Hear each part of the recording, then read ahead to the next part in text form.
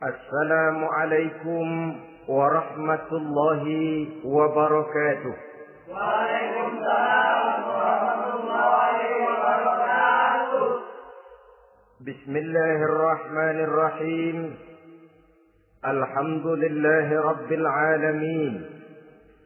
Wa bihi nasta'inu ala umuri dunya waddin. والصلاة والسلام على أشرف الأنبياء والمرسلين سيدنا ومولانا محمد وعلى آله وأصحابه المجاهدين الطاهرين أما بعد. Saudara-saudara kaum muslimin rahimakumullah. Di dalam surah Al-Ankabut ayat 2, Allah Subhanahu wa ta'ala memberikan peringatan. Ahasiban nasu ayyutraku ayyaqulu amanna wa hum la yuftanun. Adakah manusia menyangka bahwa mereka akan dibiarkan saja mengucapkan amanna, dibiarkan saja mengatakan kami beriman kepada Allah, wa hum la yuftanun, padahal mereka belum diuji lebih dahulu. Ini berarti apabila seseorang sudah berani mengatakan amanna, kami beriman kepada Allah, maka hendaklah ia bersiap-siap untuk menghadapi ujian. Setelah ujian datang, barulah akan nampak nyata kadar dan kualitas keimanan yang dimiliki oleh seseorang. Timbul pertanyaan, mengapa orang yang beriman yang justru diuji oleh Allah Subhanahu wa ta'ala? Logikanya tentu ringan saja, bahwa yang mengikuti ulangan di sekolah tentu adalah anak-anak sekolah. Kalau tidak sekolah, tentu saja tidak perlu ikut ulangan. Makin tinggi kelasnya, makin berat soal ulangan yang diberikan kepadanya. Demikianlah dalam kehidupan beragama. Justru yang beriman, yang mendapat ujian dari Allah Subhanahu wa ta'ala, semakin tinggi nilai kualitas keimanannya, akan semakin berat ujian dan cobaan yang diberikan kepadanya. Nabi kita Muhammad sallallahu alaihi wasallam pernah pula memperingatkan. Beliau bersabda, "Inna ashaddal bala'i al-anbiya, thumma al-awliya, thumma al-ulama, thumma al-amsal fal-amsal, ubtuliyan nasu ala hasabi dinih." Sesungguhnya ujian yang paling berat adalah yang telah diberikan Allah kepada para nabi-nabi. Di bawah itu adalah para aulia, kemudian para ulama, bertahap ke bawah dan ke bawah, diuji setiap orang menurut keteguhan dan kekuatannya berpegang kepada agamanya. Jadi semakin teguh kita berpegang kepada ajaran agama, semakin dekat kita dengan aturan-aturan agama, semakin berat ujian dan cobaan yang datang menimpa kehidupan ini. Maka persoalan inilah yang akan kita bicarakan pada pertemuan kali ini, tentang cobaan-cobaan yang datang menimpa kehidupan kita. Pokok persoalannya adalah surah Al-Baqarah ayat 155. Allah Subhanahu wa ta'ala menjelaskan jenis-jenis ujian yang diberikan kepada kita orang-orang yang beriman. Dalam Al-Baqarah 155 itu, Allah Subhanahu wa ta'ala menjelaskan, وَلَنَبْلُوَنَّكُمْ بِشَيْءٍ مِّنَ الْخَوْفِ وَالْجُوعِ وَنَقْصٍ مِّنَ الْأَمْوَالِ وَالْأَنفُسِ وَالثَّمَرَاتِ وَبَشِّرِ الصَّابِرِينَ الَّذِينَ إِذَا أَصَابَتْهُمْ مُصِيبَةٌ قَالُوا إِنَّا لِلَّهِ وَإِنَّا إِلَيْهِ رَاجِعُونَ. وَلَنَبْلُوَنَّكُمْ بِشَيْءٍ مِّنَ الْخَوْفِ, dan tentu dan pasti kata Allah, kami akan menguji kamu sekalian, kami akan mencoba kamu sekalian dengan sebagian kecil dari rasa takut, wal ju', rasa lapar, wa naqsim minal amwal wal anfusi was samarat, kekurangan harta, jiwa dan buah-buahan. Ada 5 macam jenis ujian yang dijelaskan di dalam Al-Baqarah 155 ini. Yang pertama, walanabluwannakum bisyai'im minal khauf. Kami uji, kami coba kamu dengan sebagian kecil daripada rasa takut. Setiap manusia terlahir dengan membawa 2 sifat. Yang kontroversi, akan disebut apa seseorang bergantung kepada sifat mana yang lebih menonjol di dalam dirinya. Tiap orang punya rasa berani, tiap orang punya rasa takut. Kalau beraninya lebih besar daripada takutnya, ia dinamakan pemberani. Tapi kalau takutnya yang lebih besar daripada beraninya, ia dinamakan penakut. Tapi yang jelas 2 sifat kontroversial ini memang ada dalam diri manusia. Akan diuji kamu sekalian dengan sebagian kecil daripada rasa takut. Takut yang kadang-kadang tidak beralasan.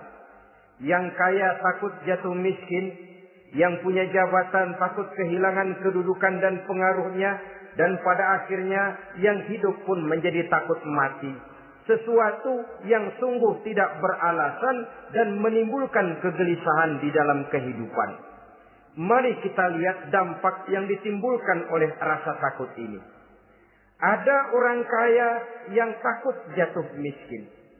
Akibat rasa takutnya ini, pertama, ia menumpuk-numpuk harta sebisa-bisanya dengan menghalalkan segala macam cara. Tidak peduli halal haram, tidak ngerti hak batil, tidak tahu hak dan pantas dan ma'ruf munkar atau tercela. Yang penting ia bisa menumpuk-numpuk harta, menimbun-nimbunnya, tidak hanya cukup untuk dirinya sendiri. Kalau perlu anaknya sudah dipersiapkan untuk jadi orang kaya. Cucunya disiapkan jadi orang kaya. Anak cucunya, cucu-cucunya, seluruhnya. Dia takut jatuh miskin. Kemudian akibat dari rasa takut ini, ia pun terjebak ke dalam penyakit bakhil bin pelit alias kikir. Tidak sedikit pun tergerak hatinya untuk memberikan bantuan dan pertolongan kepada mereka yang memang memerlukannya. Termasuklah ia ke dalam apa yang diingatkan Allah. Allazi jama'a malan wa addadahu yahsabu anna malahu akhlada. Orang-orang yang menumpuk-numpuk harta kemudian menghitung-hitungnya. Dia menyangka bahwa hartanya akan dapat mengekalkan kehidupannya di dunia ini.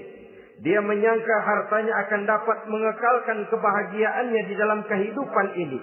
Maka kerjanya hanya menumpuk dan menumpuk. Dan dia sangat takut untuk jatuh miskin. Saudara-saudara kaum muslimin rahimakumullah. Lalu yang kebetulan punya jabatan takut kehilangan kedudukan dan pengaruhnya.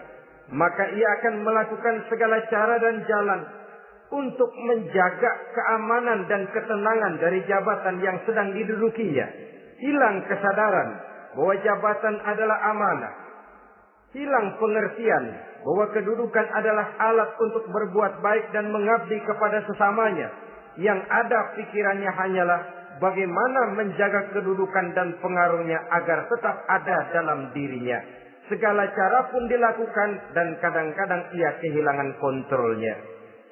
Kemudian pada akhirnya manusia pun dilanda oleh perasaan takut mati. Sungguh sangat tidak beralasan sama sekali. Karena mati adalah kewajiban dari semua yang bernama hidup. Dan Nabi mengingatkan, al-mautu babun fa kullun nasi dakhilu. Mati adalah merupakan satu pintu yang setiap orang akan masuk ke dalam pintu itu. Bahkan mati sesungguhnya bisa merupakan nasihat di dalam kehidupan kita. Beliau bersabda, taraktu fikum nasihataini, natiqan wa samitan. Aku tinggalkan kepada kamu 2 macam nasihat. Pertama, nasihat yang pandai bicara, dan yang kedua, nasihat yang diam saja. Sahabat bertanya, nasihat yang pandai bicara itu apa ya Rasul? Beliau menjawab, Al-Quran. Kalau nasihat yang diam saja apa ya Rasul? Beliau menjawab, maut. Saudara-saudara kaum muslimin rahimakumullah. Yang kaya takut miskin. Yang punya jabatan takut kehilangan kedudukan dan pengaruhnya. Dan pada akhirnya yang hidup pun menjadi takut mati. Sesungguhnya takut-takut yang sangat tidak beralasan sama sekali. Jika orang kaya takut jatuh miskin, untuk itu kemudian dia menghalalkan segala macam cara untuk menumpuk kekayaan yang tidak akan habis dimakan selama 7 turunan. Kemudian diiringi dengan sifat bakhil, sifat tertutup, sifat berpangku tangan melihat kesulitan dan penderitaan orang lain. Maka sesungguhnya dia tidak merasa bahwa harta merupakan titipan dari Allah Subhanahu wa ta'ala. Bahwa ia merupakan alat dan bukan merupakan tujuan di dalam kehidupan ini. Takut miskin adalah satu penyakit yang mengakibatkan orang lupa diri dan lupa daratan. Takut kehilangan kedudukan dan pengaruh juga adalah penyakit yang menyebabkan orang menghalalkan segala macam cara untuk menjaga kedudukan dan jabatannya. Dan takut mati juga sebenarnya sesuatu yang tidak beralasan. Sebab siapa yang berani hidup harus berani pula menghadapi mati. Yang takut mati tidak usah hidup saja. Karena mati adalah kewajiban bagi semua orang-orang yang hidup. Oleh karenanya, rasa takut yang tidak beralasan sesungguhnya merupakan ujian untuk menguji nilai-nilai keimanan yang ada di dalam diri kita. Orang kaya diuji dengan hartanya, pejabat diuji dengan kedudukan dan pengaruhnya, manusia hidup diuji dengan akan datangnya mati yang menjemput kehidupannya.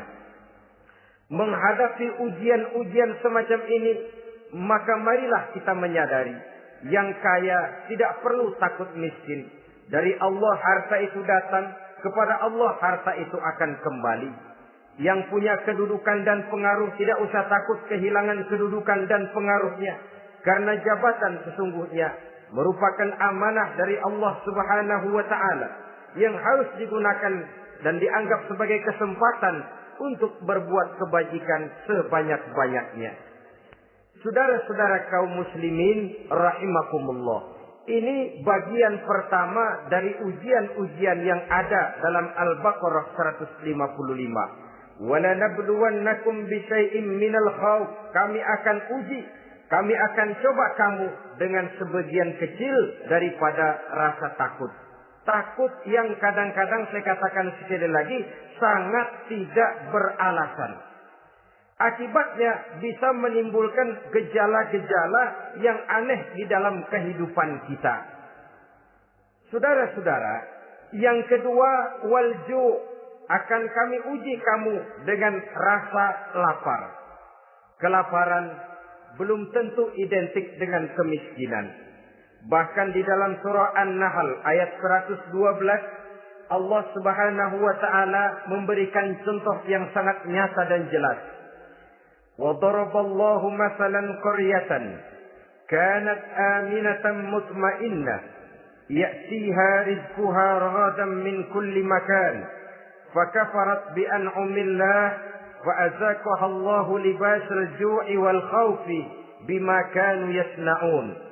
Allah memberikan contoh bagaimana keadaan satu negeri yang makmur, aman, tenang, tentram. Rezekinya datang dari segala arah. Fakafarat bi an'umillah, tapi sayang sekali penduduknya kufur dengan nikmat yang diberikan Allah Subhanahu wa ta'ala kepada mereka. Akibatnya fa'azaqahallahu libasal ju'i wal khauf. Allah timpakan kepada mereka kelaparan dan ketakutan bima kanu yasnaun, sebagai akibat dari apa yang telah mereka lakukan.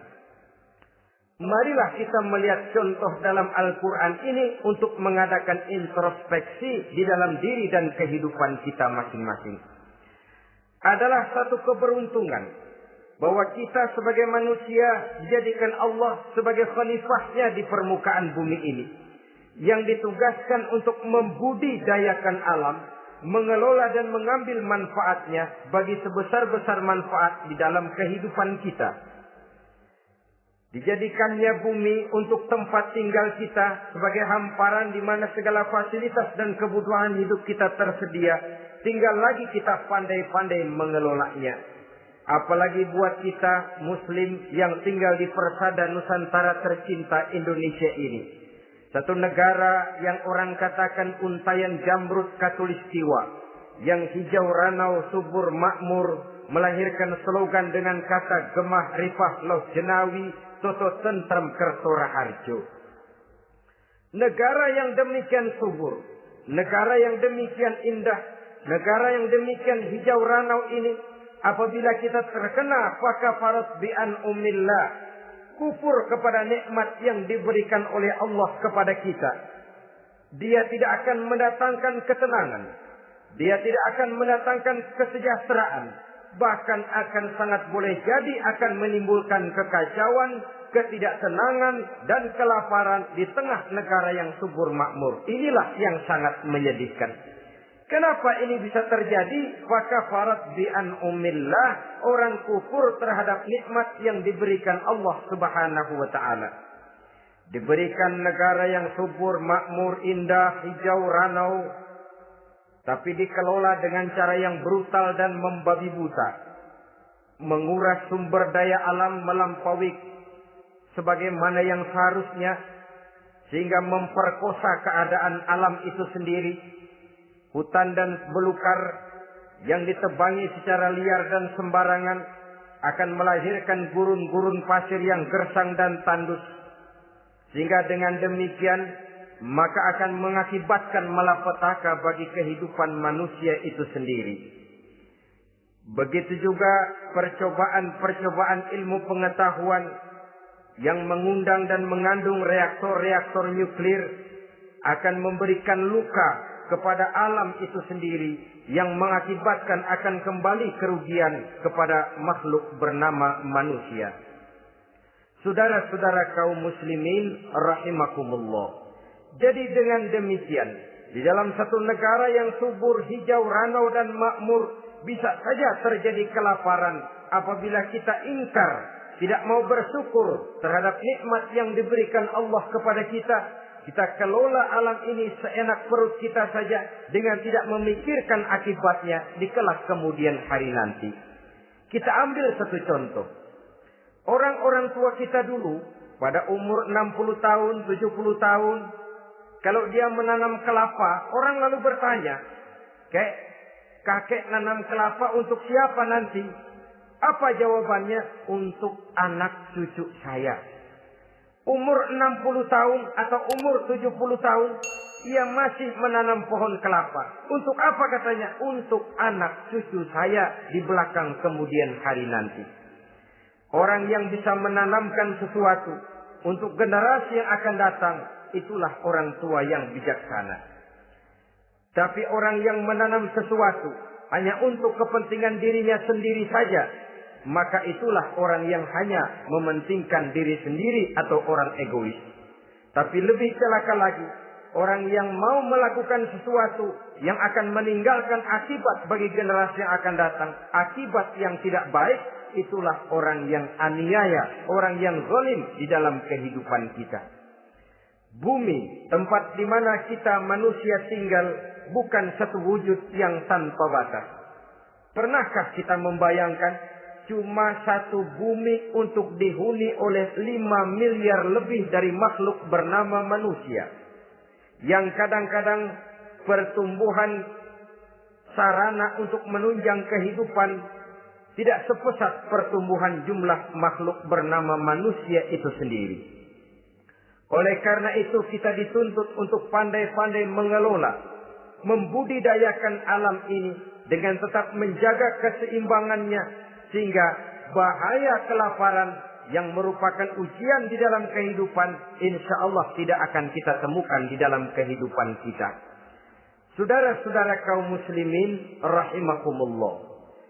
Ini kelaparan dalam artian sebagai satu bangsa. Bisa juga kelaparan dalam artian dalam kehidupan pribadi daripada manusia.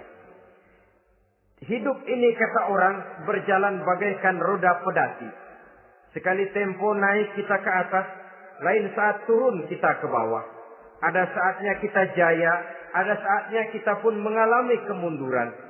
Oleh karena itu, pasang surut kehidupan ini membuat orang seharusnya sadar bahwa pasang surut itu tidak harus menyebabkan pasang surutnya dia di dalam melaksanakan ibadahnya kepada Allah Subhanahu wa ta'ala. Kelaparan boleh jadi memang merupakan ujian untuk menguji nilai-nilai keimanan seseorang. Apabila dalam kondisi lapar imannya mantap, imannya teguh, imannya kuat, maka dalam kondisi di mana perutnya tidak lapar, tentu iman itu akan lebih bertambah mantap lagi. Kalau orang perutnya kenyang, kalau orang perutnya berisi penuh, lalu imannya stabil, kemudian pada saat kelaparan imannya pun mengalami penurunan, maka di situ nyata, di saat dia diuji dengan kelaparan, kualitas imannya ikut menyurut, mundur ke belakang, dan mengalami proses degradasi, proses peluncuran dan penurunan. Oleh karenanya, marilah kita menyadari Allah Subhanahu wa ta'ala senantiasa memberikan yang terbaik kepada kita bersama. Kelaparan, apabila kita terima dengan sikap lapang dada, tidak akan menyebabkan kita menjadi berbuat nekat. Tetapi kita tetap dalam kontrol, tetap dalam keadaan yang stabil, tidak keluar dengan melakukan perbuatan-perbuatan yang negatif. Bagaimanapun kita ingin membela dan mempertahankan kelangsungan hidup, betapa dan bagaimanapun kita ingin menjaga kelangsungan perut, namun kita tetap tidak keluar dari norma-norma dan kaedah-kaedah yang telah ditentukan di dalam kehidupan beragama.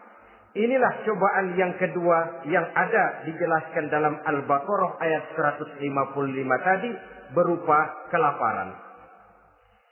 Yang ketiga, wa naqsim minal amwal, kekurangan harta alias kemiskinan. Kemiskinan, saudara-saudara, merupakan ujian dari Allah Subhanahu wa ta'ala untuk menguji sejauh mana kekuatan iman yang kita miliki di dalam kehidupan. Tetapi sesungguhnya bukan hanya kemiskinan, kekayaan pun pada hakikatnya juga merupakan ujian. Namun umumnya manusia akan lebih merasa diuji jikalau dia miskin daripada diuji jikalau dia menjadi orang yang kaya. Pada sisi lain kenyataan mengatakan banyak orang lulus ketika diuji dengan kemiskinan, tetapi gagal berantakan setelah diuji dengan kekayaan. Kemiskinan pun apabila kita lihat dari segi kehidupan bermacam bentuknya. Ada kemiskinan di bidang ilmu pengetahuan. Karena kemiskinan dan kebodohan memang merupakan dua saudara yang seakan-akan sekandung. Yang satu bisa menimbulkan yang lain, tapi paling celaka kalau keduanya sudah berjalan beriringan. Maksud saya, kemiskinan bisa menimbulkan kebodohan, kebodohan bisa menimbulkan kemiskinan, tapi yang paling celaka sudahlah miskin, bodoh pula. Miskin ilmu. Yang kedua, miskin akhlak. Ini lebih parah lagi daripada miskin ilmu. Kalau miskin ilmu orang sekedar goblok bin bodoh alias tolol, maka miskin akhlak ini menyebabkan orang kurang ajar, tidak punya budi pekerti. Sehingga dengan demikian miskin akhlak sesungguhnya lebih bahaya daripada miskin ilmu. Adapun miskin yang kita kenal pada umumnya dan juga yang dimaksud dalam ayat ini adalah miskin harta. Imam Ali karramallahu wajhah pernah memberikan peringatan. Kadal faqru ayyakuna kufran. Boleh jadi kemiskinan mendekatkan orang kepada kekufuran. Dengan kata lain, biasanya kemiskinan bisa membuat orang nekat. Kalau sudah nekat, maka bukan cuma harga diri yang terjual, bukan cuma keluarga yang terjual, bukan cuma nilai-nilai materi yang dimilikinya yang terjual, bahkan iman dan keyakinannya, akidah dan pandangan hidupnya pun tidak akan segan-segan digadaikannya, dijualnya untuk mengatasi kelaparan dan kemiskinan itu tadi. Padahal selalu diingatkan pandangan dan keyakinan iman sesungguhnya merupakan insan paling mahal, sesungguhnya merupakan mutiara paling berharga di dalam kehidupan kita. Maka kemiskinan memang merupakan ujian.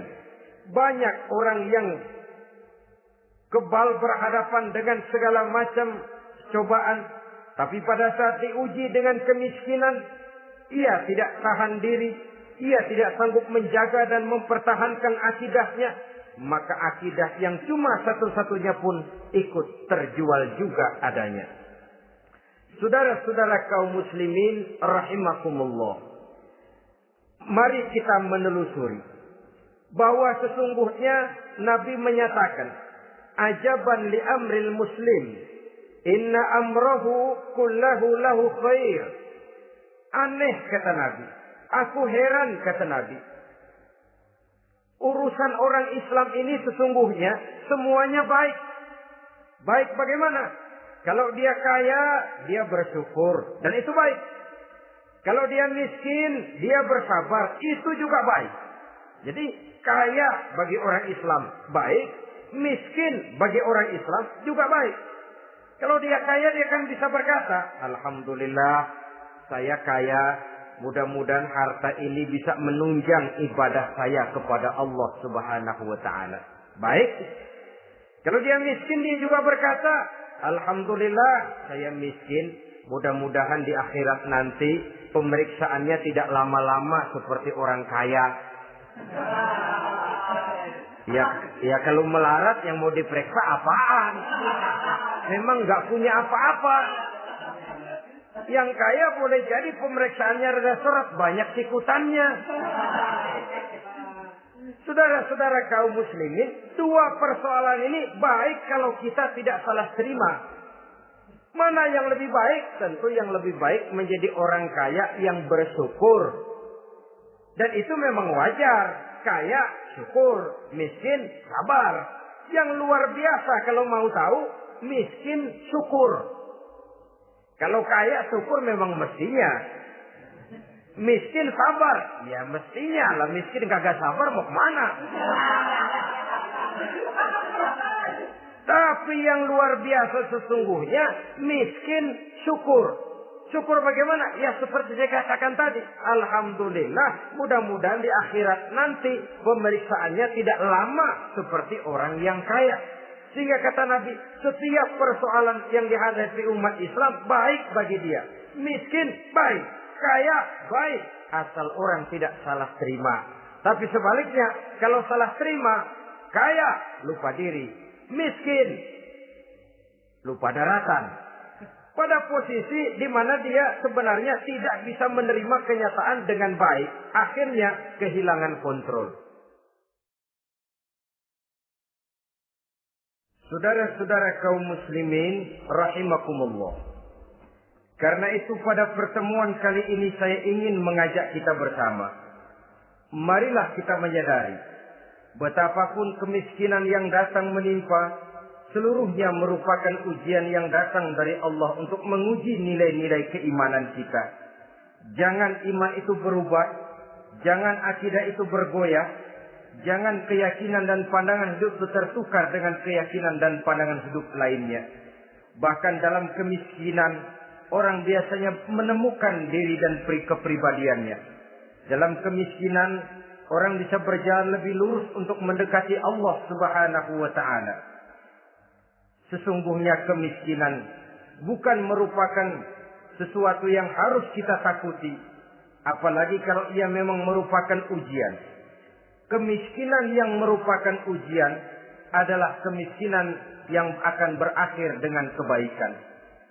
Saudara-saudara kaum muslimin, tapi jangan lupa membicarakan pokok persoalannya. Ini kalau kemiskinan menimpa orang-orang yang beriman, itu yang ujian.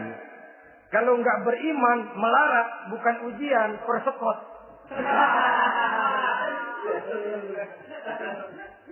Nah, orang lalu bertanya, Pak, kalau orang kafir kaya bagaimana? Nah, begini saudara-saudara. Dalam agama itu ada yang disebut nikmat, ada yang disebut istidraj. Kalau nikmat itu hanya diberikan kepada hamba-hamba yang beriman. Kalau istidraj itu diberikan kepada siapa saja yang mau berusaha. Tidak soal dia beriman atau tidak. Tidak soal dia mau bersujud atau tidak. Asal dia berusaha, dia dapat. Itu yang dinamakan istidraj. Seperti orang mancing ikan, mesti diberikan umpan. Setelah umpan itu dimakan, tidak langsung ditarik, tapi diulur dulu. Sampai kira-kira mata kail itu nyangkut di leher si ikan, baru diangkat